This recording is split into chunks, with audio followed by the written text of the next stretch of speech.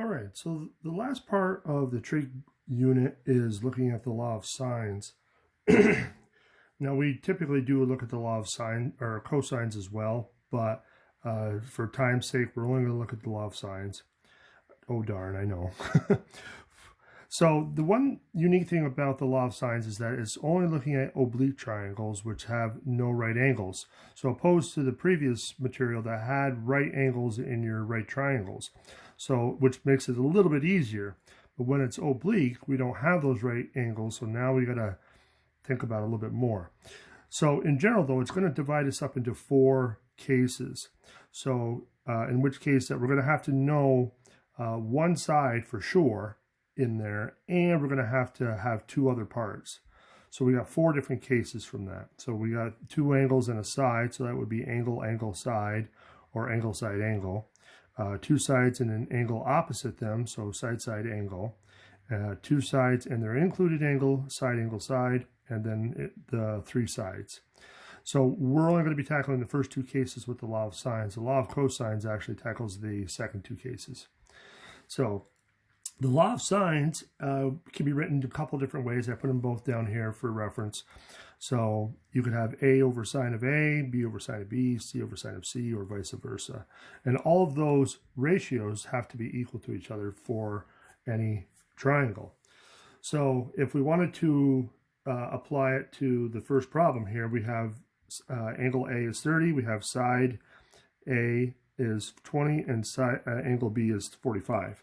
So if we draw a triangle, now your drawing doesn't have to be perfect, it doesn't have to be to scale, it's just there to kind of reference it, that's all. So if we draw, you could be equilateral looking, it doesn't matter. So, and we got all 3 angles identified, so now we can just kind of fill stuff in. We got 30 here, we got 20 that's across from that, so that's always the relationship between an angle and a side. And then angle B is 45. So we don't have side B, we don't have side C, and we don't have angle C.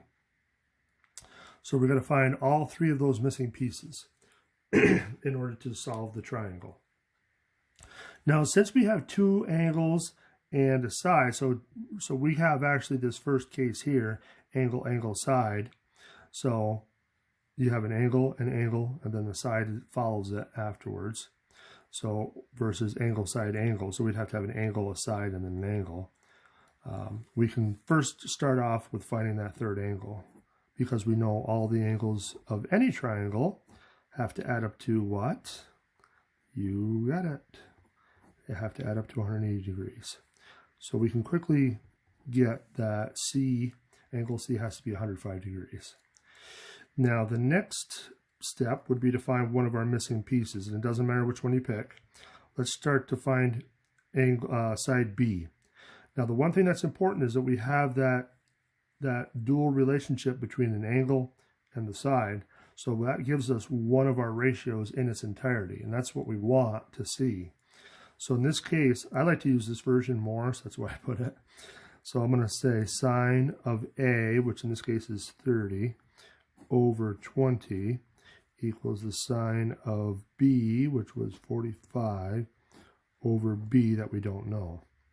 So now all you're doing is cross multiplying those and dividing. So I'm going to just cut to the chase, and you can kind of see that the sine of 30 and the B are going to swap, and so that's going to go down the bottom, and then the 20 goes with the sine of 45 up top. Oops, I already jinxed myself. So let's put a 30 there, and then we can crunch it out and see what we get. So if we got 20 times 45 sine equals that, divided by 30 sine equals that. So let's say 28.3. 28.3 for B, and then we can do the same thing to find C. And I always like to fall back on the given information. Don't rely on this 28.3 because you might have made a mistake somewhere. So always try to use the given information as much as possible. Looks like I had an email. So sine of 105 now, because we want to find side C based off of angle C. And then we're going to do the same thing. Cross multiply and divide. And so if we divide this, let's see what we get. So we got 20 times 105 sine, 20 times 105 sine equals that, divided by 30, sine equals 38.6. So let's clear that off. And so that should be it. There's your three missing pieces. Now some people like to just formalize the whole triangle, all 6 parts, into a nice little table. Totally optional, but it's not a bad thing, just to make sure that you didn't miss something. So we got all 3 angles now, which totals 180 degrees. We got side A, which was given, side B, which we found, side C, which we found. And so that gives you all 6 pieces. All right, so that's one case where they give you 2 angles and 1 of the sides. Now the next one, they're going to give you 2 sides and 1 of the angles. So in this case, we can still draw our triangle. So we got A, B, C. So B is 36 degrees, A is 5, B is 8. So we're missing side C, and we're missing 2 angles in this case. So now we're kind of stuck. In this one, we had a little bit more options as far as where we could have started. We could have started finding side B first. We chose to find the angle. Here, though, we're kind of stuck. We can't really find side C because it's not a right triangle. So we really have to find one of these 2 angles. And the only angle that we're going to be able to find is going to have to be angle A. We have this pair of angle B and side B, so we can set up that ratio. But then, since we have side A, we're going to have to find angle A. So sine of A over 5. So now we can cross multiply this and divide. So I'm going to cut to the chase. Basically, we're just going to move the 5 up there and swap the sides.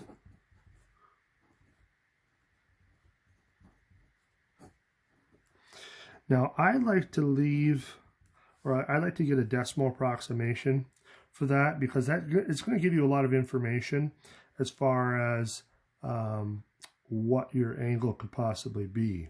So I'll explain more in the next video, but let's just bear with me for a minute.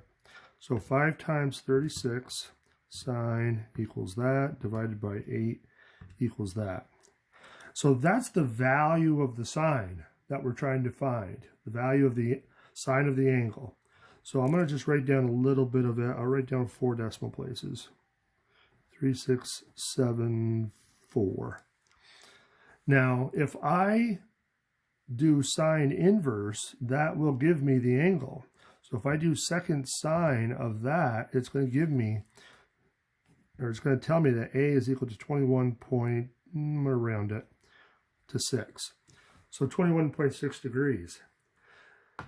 Now, because sine is positive in the first quadrant and in the second quadrant, technically there's going to be another angle that it could be.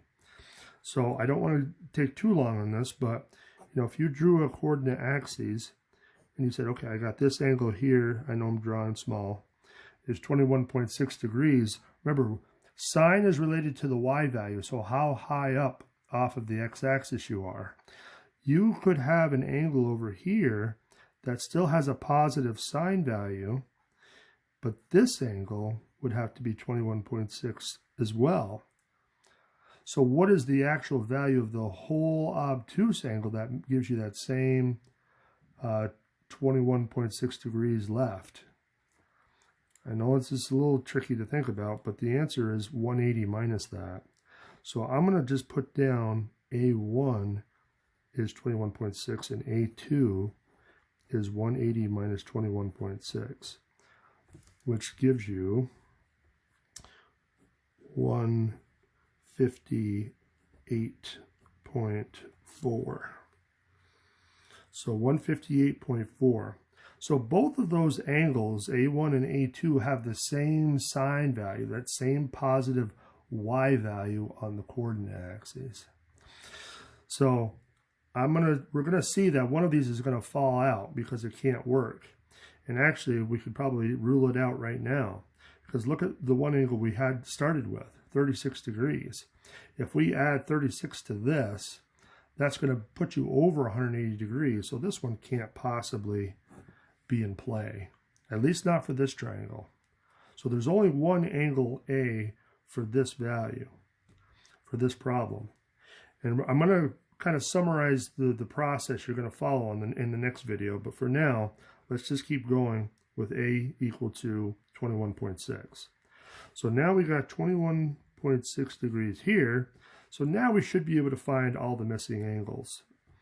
So we got C should be equal to 180 minus the two angles we have. So 36 and 21.6.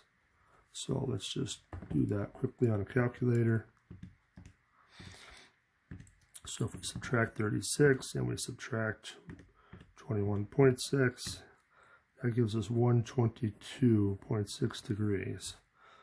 So we have another obtuse angle, or another obtuse triangle. So both of these triangles were obtuse, even though we didn't draw them that way.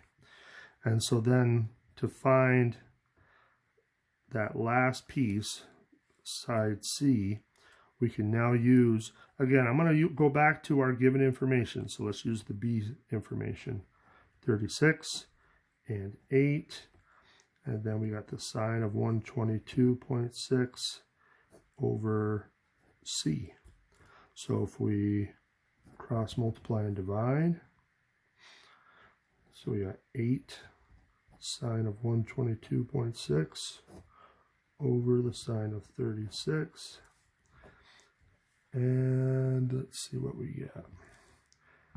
8 times 122.6 sine equals, divided by 36 sine equals. So it looks like we get 11.5. So we get 11.5 for that, roughly. Now, I'm going to just skip summarizing it, but we could obviously summarize the results in this problem. Okay, so we're going to stop there.